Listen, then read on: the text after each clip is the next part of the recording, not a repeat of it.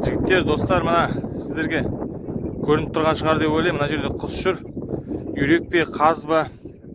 Өткенде де осылай кешкілік малдан келе жатқан дәл осы жерден қосылып, анау алыстағы үйлерге дейін қасыма жарысып ұшып барып еді. Қазір тағы ұшып келіп, мен ұшып барадыр. Қазір мен түсіруге тырысам, қасыма ілеседі ол.